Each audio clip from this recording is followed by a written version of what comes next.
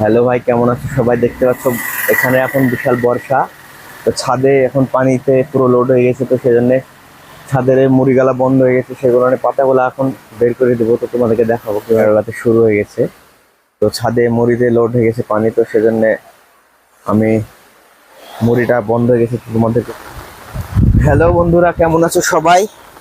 কেরালাতে প্রচন্ড পরিমাণে বৃষ্টি হচ্ছে, আর এই বৃষ্টিতে এখানে মানে পানি জমে গেছে এর ছাদের পরে। তো আমি সেই মানে পাতাগুলাকে হয়তো সরিয়ে দেব, তাহলে হয়তো মানে পানিটা বেরোতে সুবিধা হবে আর কি। পুরো একদম জাম্প হয়ে গেছে মুড়িগুলা। হ্যাঁ, আর প্রচন্ড পরিমাণে বৃষ্টি কেরালাতে।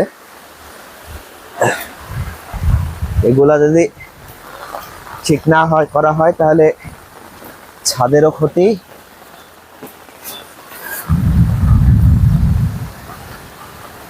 যাওয়াটাও সম্ভব হয়ে গেছে।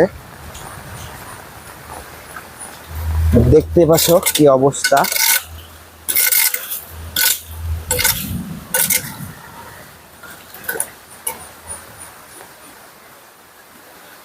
হ্যাঁ, পাতাতে পুরো লোড হয়ে গেছে।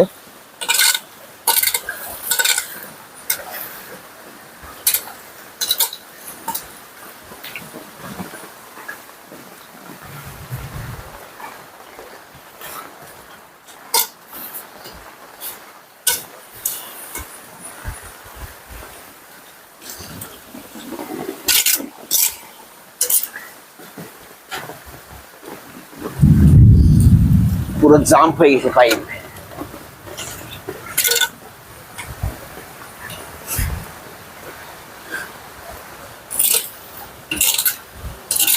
তো বেশ বর্ষা চলে এসছে কেরালাতে, প্রচন্ড পরিমাণে বর্ষা।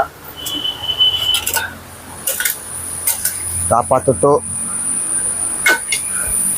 এগুলা পাতাগুলো সরিয়ে দিলাম, তোমাদেরকে দেখাবো যে দেখো এখন নিচে চলে যাচ্ছে পানিটা একদম সুন্দর ভাবে সবগুলান দিয়ে। এটা এখন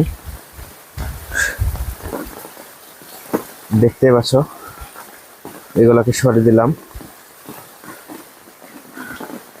এটা যেহেতু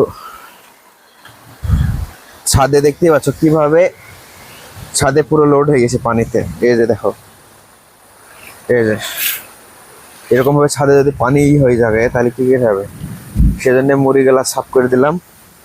এই যে দেখতে পাচ্ছ পানি যাচ্ছে একদম নিচে চলে এসে কত সুন্দর ভাবে। আর এই যে পাতা, এই গাছ, এই গাছের জন্য এত পাতা, কিছু করার হয়ে গেল কাজ টোটাল। দেখতে পাচ্ছ এখন আস্তে আস্তে চলে যাচ্ছে পানিগুলা।